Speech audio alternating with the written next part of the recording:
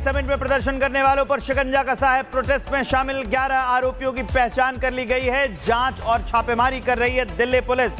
3 टीमें दिल्ली पुलिस की ये जांच कर रही हैं। साजिश के एंगल से भी जांच की जा रही है। पुलिस की एक टीम पूछताछ कर रही है, दूसरी टीम सोशल मीडिया पर नजर रखेगी, तीसरी टीम फरार यूथ कांग्रेस के प्रदर्शनकारियों की तलाश में छापेमारी कर रही है। तो पूरी टीम को 3 हिस्सों में बांटा गया है। एक जो सोशल मीडिया देख रही है, दूसरी जो लोग फरार हैं उनकी तलाश की जा रही है, और एक और टीम है जो जांच कर रही है। इस बीच एक और बड़ी अपडेट है। बीजेपी ने कांग्रेस पर दुनिया भर में भारत की इमेज खराब करने की साजिश का आरोप लगाया है, और अब उसको लेकर भी प्रदर्शन हो रहे हैं।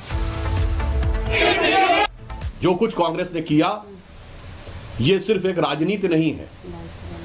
इसे सिर्फ नकारात्मक राजनीति कह के छोड़ा नहीं जा सकता। ये राष्ट्र के साथ हो रहे द्रोह के समकक्ष है, क्योंकि इस समय पूरा देश इस विषय को लेकर उद्वेलित भी है और आक्रोशित भी है। आज तक कभी ऐसा नहीं हुआ कि किसी अंतर्राष्ट्रीय सम्मेलन में, एक जमाने से गुट निरपेक्ष सम्मेलन से लेकर अनेक सम्मेलन कांग्रेस के जमाने में हुए, वहां पर जाकर ऐसी निम्न स्तरीय और नग्नता की राजनीति का प्रदर्शन किया गया हो, जहां एक तरफ प्रधानमंत्री श्री नरेंद्र मोदी जी के नेतृत्व में भारत का शानदार उभार दिख रहा है। भारत के प्रति संपूर्ण विश्व में सम्मान और संभावनाओं का पारावार दिख रहा है, और उसी समय लश्करे राहुल के झंडा बरदार भारत की इज्जत को तार तार करने में लगे हुए हैं। अभी तक राहुल गांधी जी विदेश में जाकर भारत के बारे में अपमानजनक, आपत्तिजनक और निंदनीय बयान देते थे।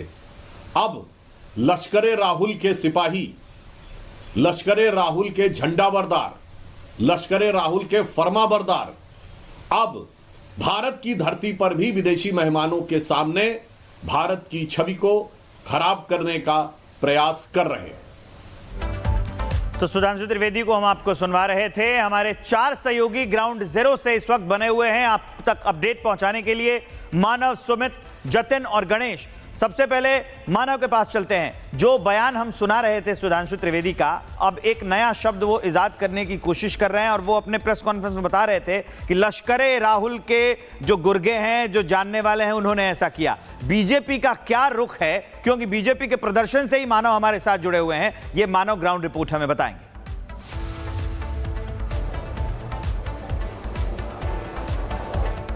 मानसिक रोड पर यहाँ पर मौजूद हूँ, और यहाँ से करीब जो कांग्रेस मुख्यालय की दूरी है 500 मीटर है। अब बीजेपी का रोष समझ में आता है, नाराजगी समझ में आती है, लेकिन जो कल कुछ हुआ यही समिट में, उसको लेकर कहीं ना कहीं सोशल मीडिया अगर आप देखें तो हर जगह कांग्रेस के खिलाफ मोर्चा खुला हुआ है। आप ये तस्वीरें देख पाएंगे, हमारे दर्शक समझ पाएंगे। बीजेपी के दिल्ली बीजेपी अध्यक्ष है वीरेंद्र सचदेवा, वो मंच पर मौजूद है। मनोज तिवारी उनके साथ खड़े हुए हैं।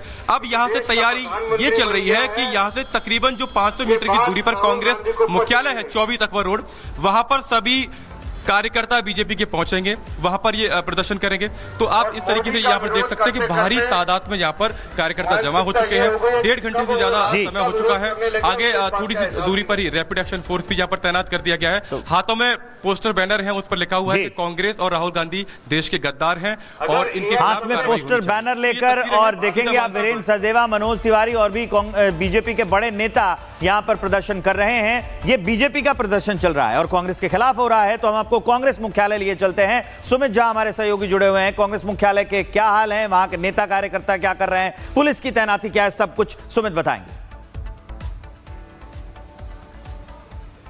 बताता है कि भारत किस दिशा में मानसिक रोड में तमाम लोग इकट्ठा है, लेकिन 500 मीटर की दूरी पर ये 24 अकबर रोड, यहाँ पहले ही कांग्रेस मुख्यालय के पहले ही बैरिकेडिंग लगा दी गई है और भारी संख्या में फोर्स की तैनाती की गई है, जिसमें रैपिड एक्शन फोर्स है, एसएसबी के जवान हैं, सीआरपी के जवान हैं और दिल्ली पुलिस के जवान हैं। जो यहाँ पर तैनाती की गई है वो पूरे दलबल और हथियार आंसू गैस के गोले के साथ, अनाउंसर के साथ, ताकि पहले ही रोक दिया जाए। बीएनएस की धारा 163 यहाँ पर लागू कर दी गई है। तो उस लिहाज से यहाँ पर तैनाती, और पीछे यहाँ पर दिखाइए संतोष, वाटर कैनन भी यहाँ 2 वाटर कैनन की गाड़ियाँ तैनात है। ज़रूरत पड़ने पर पानी की बौछार के साथ भी उन्हें रोका जाएगा। अनाउंसर यहाँ पर है, अनाउंस किया जा रहा है कि बीएनएस की धारा 163 यहाँ लागू कर दी गई है और यहाँ आप एक जगह इकट्ठा ना हो सके। तो ये वो रास्ता है जो रास्ता 10 कदम आगे जाकर 24 अकबर रोड है, कांग्रेस मुख्यालय, उससे पहले ही यहाँ पर भारी संख्या में बैरिकेडिंग और फोर्स की तैनाती की गई है। जाहिर है बीजेपी प्रदर्शन करने की कोशिश करेगी, कांग्रेस मुख्यालय तक जाने की कोशिश करेगी, लेकिन उसे फोर्स यहीं रोकने की कोशिश करेगी। और इसीलिए बिल्कुल है, क्योंकि इसमें सुरक्षा के इंतजामात भी बेहद जरूरी है। ऐसे ही एक बार देखा गया था जब प्रदर्शन बिहार में हो रहे थे चुनाव से पहले, तो बीजेपी और कांग्रेस के कार्यकर्ता भिड़ गए थे, जमकर लाठी डंडे चले थे और उसके बाद माहौल कितना खराब हो गया था और चिंताजनक हो गया था, ये भी हमने दर्शकों को दिखाया था। जतिन हमारे सहयोगी हमारे साथ जुड़े हुए हैं, हम उनके पास भी जाएंगे, लेकिन अभी ये काफी चिंताजनक है क्योंकि तस्वीरों में एक एक आरोपी की पहचान हो गई है और पुलिस उनकी जांच भी कर रही है। और ये जांच अब की जा रही है कि आखिरकार किसके इशारे पर ये सब कुछ हो रहा था, कौन लोग थे जो इन्हें सपोर्ट कर रहे थे, किन बिंदुओं पर पुलिस जांच कर रही है, वो मैं आपको बताने जा रहा हूं। कौन कौन से पॉइंट्स हैं जिस पर इस पूरे कांड को जांचा जाएगा। प्रदर्शनकारी मंडपम तक कैसे पहुंचे थे, एआई समिट जहां हो रहा था। दूसरी बड़ी बात, प्रदर्शन से पहले कहां पर ये रुके थे, कहां उनका आशियाना था, कहां उन्हें आसरा मिला था, यह भी जानना जरूरी है। दिल्ली कब आए प्रदर्शनकारी, यह बात भी बेहद अहम है। इसके अलावा किसकी गाड़ियों से ये आरोपी यहां तक आए थे, यह बात भी पता लगाने की कोशिश पुलिस कर रही है। किसकी गाड़ियों से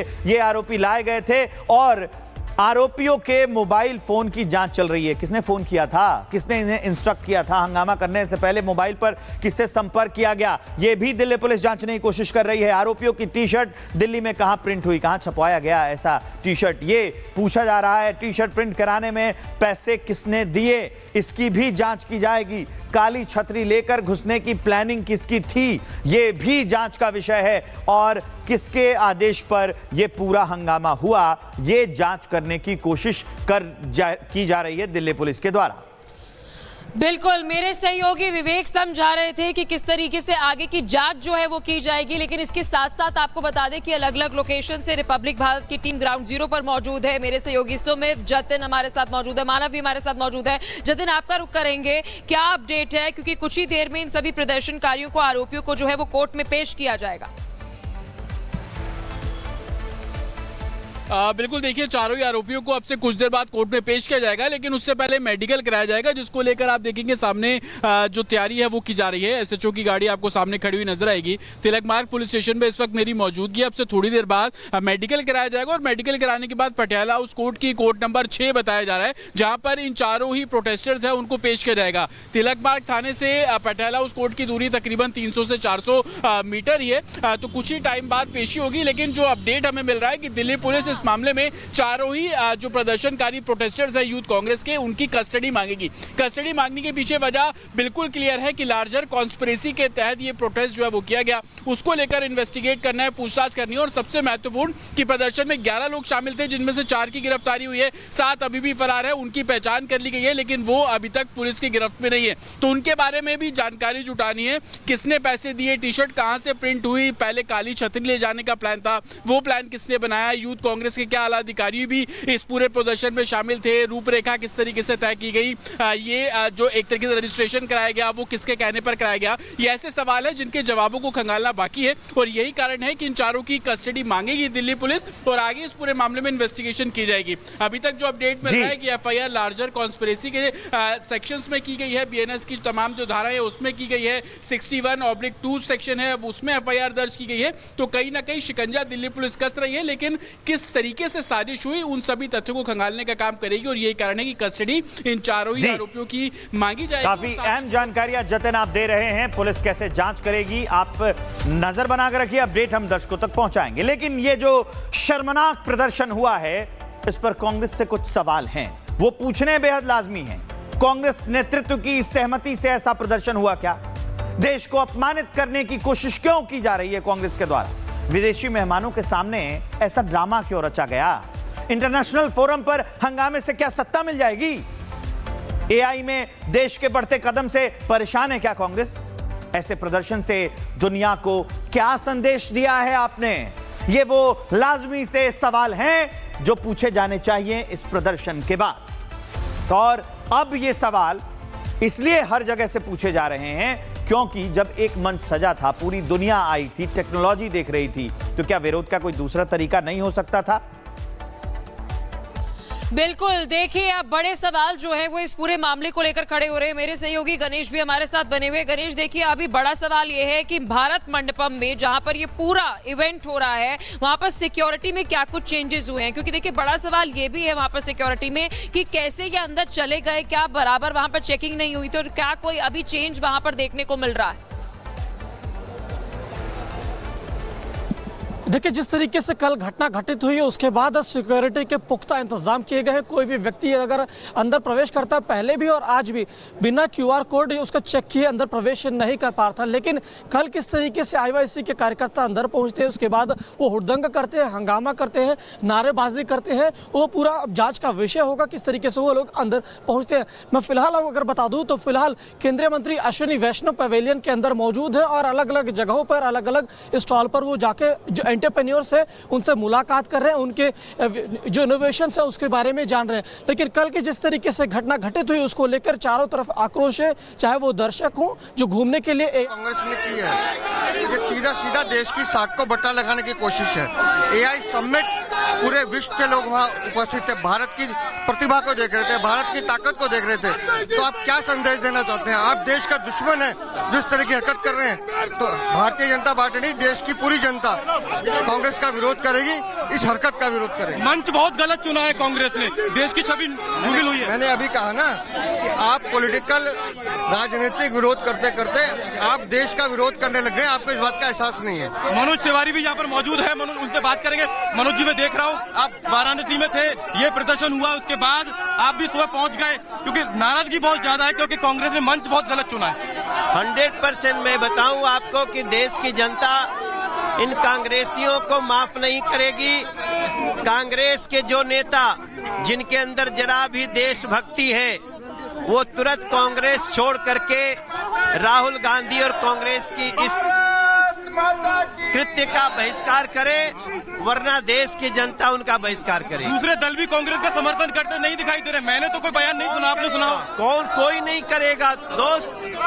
एआई पावर दिख रहा है भारत का। एआई इम्पैक्ट समिट को डिफेम करना, ये देश को डिफेम करना, ये देशद्रोह है और देश की जनता इनको माफ नहीं करेगी। उन कार्यकर्ताओं पर क्या कार्रवाई होनी चाहिए?